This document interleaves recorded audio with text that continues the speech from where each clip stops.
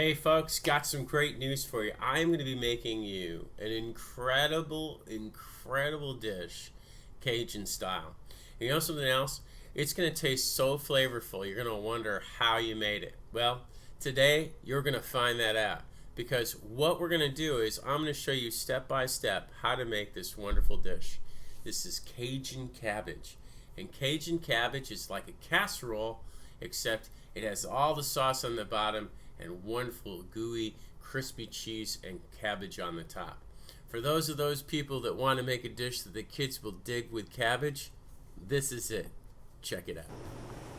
Alright, ladies and gentlemen, welcome to my kitchen. We have a lot of food to cover here today, so I'm going to go over it with you real quick here. This is Angus prime beef. Now I have this ground beef for myself from my own kitchen. You can use up to 75% lean, but don't go anything less than that. 85% I would guarantee would be a great product. But again, this is, as you can see, a very lean meat, and it's 1 pound. Okay? And today we are going to be making Cajun cabbage. So you are going to really dig this recipe because this goes with a lot of great recipes for stuffed peppers and things of that nature, except this is a nice little twist. So let's get busy. Alright, here we go. We got 1 medium pepper. Now I used yellow and red pepper and I diced them up into approximately 1/4 inch pieces like so. You see that? And this is 1 medium pepper's worth, so I had 2 small peppers, 1 red, 1 yellow. You can use green if you like, but I prefer to make it more colorful, and because it's Cajun I want to use colors that represent red hot, you know. So I also have here 2 garlic cloves minced. So I've chopped those up nice and fine. And I have 1 cup of shredded Colby cheese right here. And then I have 1 medium onion, which I've chopped up right here. And again, 1/4 inch chop. Make sure that you can make sure they break away like that. And then I have 1 10-ounce can of diced tomatoes and green chilies. Now I prefer to get my own chilies and my own tomatoes separate, but you can actually buy a can of diced tomatoes and chilies together. I did this myself and added my own can of chilies just to make it a little more spicy. So you're up to you. If you want to just keep it at a mild temperature, then go ahead and use just the can with the tomatoes and chilies, but I suggest you get your own chilies and your own tomatoes, then you can control the heat of the dish. Then I'm going to go ahead and talk to you about my 1/2 cup of uncooked long grain rice, and then I have a teaspoon of salt, if you can see that right there, and I have a 1/2 teaspoon of dried basil, and then I have a 1/2 teaspoon of dried oregano, and then I have 1/4 teaspoon of white and black pepper here. I mixed the two together, and then I have a 1/4 teaspoon of cayenne pepper, or as they say in New Orleans, cayenne pepper. And so the last thing I have here to add a little extra heat here is our Cajun sauce. I've got some hot sauce here, and there's about 6 to 8 drops there. You can use 4 to make it mild, 8 to make it spicy. And then I have 1 head of cabbage. That is, it's a small head of cabbage, and that's cooking over there on the stove, and we'll have a look at that in just a second. And I'm going to make that nice and tender, so it's nice and tender for the dish. And then I'll finish off with another cup of wonderful Colby cheese just to top that off and make it look really good. So that's what we've got right now. Let's go ahead and get to the kitchen and let's start making ourselves some Cajun cabbage. Alright, ladies and gentlemen, here what I've done is I put some butter in the pan. I've taken my onions and my garlic and I've sauteed them together. And I've continued to saute them until they've become a little bit transparent. You see that? As soon as you see a little bit translucency in the onion, you don't want the garlic to burn and you don't want the onion to burn, but you do want them to start to caramelize. And that's what they're doing right now. So this is taking me about 2 minutes in the frying pan. The next thing I'm going to do is I'm going to go ahead and I'm going to add the peppers. Now we want to cook the peppers about the same amount of time. So we'll come back to this in just 1 moment, and we'll look for the same transparency in these. And once they get just a little translucent, we'll start to move on with the beef. So here we go. Okay, so now we're ready. The peppers are nice and translucent as well. I'm going to move the mixture all to one side of the pan, like so. And now I'm going to go ahead and I'm going to add our wonderful pound of Angus beef into the pot.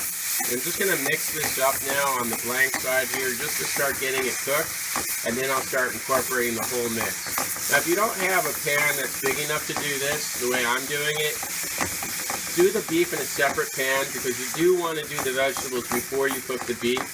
Otherwise the vegetables won't have the same flavor and they'll taste kind of bland. So we'll come back to this and I'll show you what it looks like.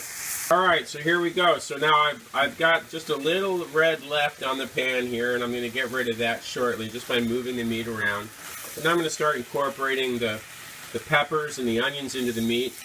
And this is becoming very, very much like a sauce now.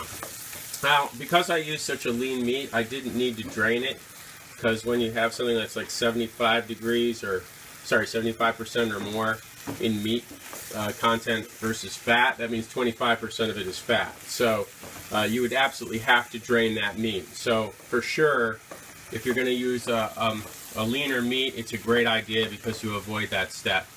So now that we've done that, the next thing we're going to do is add the rest of our ingredients. So the first thing we're going to do is add the wonderful tomato and chili. So we're going to put that in there. Get that nice and incorporated in there. Oh yeah, that looks good. And then we're going to add all of our seasonings. We're going to get all those in there to infuse into the flavor of this wonderful dish. So we're going to do that now. Okay, first we'll add the pepper and the different various peppers and the cayenne pepper. Then we'll add the oregano, the basil, the salt, and the hot sauce. And then we'll go ahead and add the tomato sauce. And my friends, the flavors and the smells that are coming out of this pan right now are amazing. Get this all nice and stirred and incorporated well. Make sure it's all equally mixed within everything, so everything tastes consistent. And what I would suggest is once you've got it nice and incorporated, let it simmer for a few minutes. And then take a spoon and take a couple of tastes of it. And if they both taste the same, you did a good job.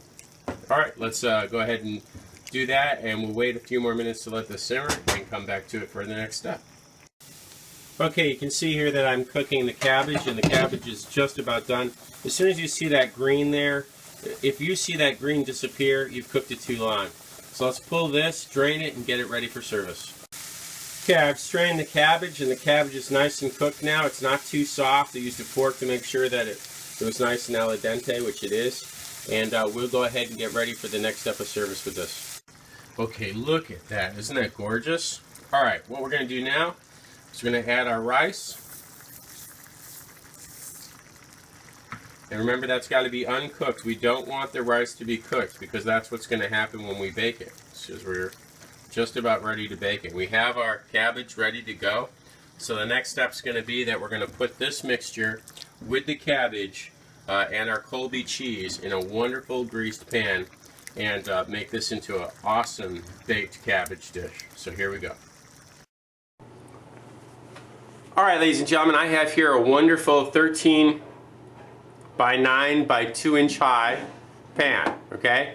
And we're going to put our mixture in this, and it's a very, very simple process. First, we're going to go ahead and take that wonderful mixture we just made. We're going to place that at the bottom of the pan like so, just like that. And let's make sure that you get all of that wonderful juice and whatever rice is left over from the pan in there, because every piece of this dish matters. Alright, and then the next thing we're going to do is just spread that out evenly into the pan, like so. And make sure we've got enough of that rice evenly distributed too. You want to make sure that the whole thing has a wonderful consistency here. Okay? And there we go. We're good with that. Alright, now the next thing we're going to do is we're going to go ahead and take the cabbage, and we're going to layer that cabbage right over the meat like so. And it's chopped, so it shouldn't be that hard to do. And we're just going to go ahead and layer it all the way evenly across the bottom like that. Alright, so here you see it. This is now completely covered with the cabbage. The last step we have is to go ahead and take that wonderful Colby cheese and just sprinkle that over the top like this. And you're not expecting this cheese to really be you know, a melty, gooey cheese. You're going to expect this to really help incorporate a crust of cabbage on the top. So it's really going to be very, very beneficial to make sure that you equally disperse the cheese all over the cabbage. And if you want more cheese, put more cheese on there. This looks good for me for now, so now what we're going to do is we're going to take this, we're going to cover it in tin foil, and we're going to place it in an oven at 350 degrees for approximately an hour to an hour and 15 minutes.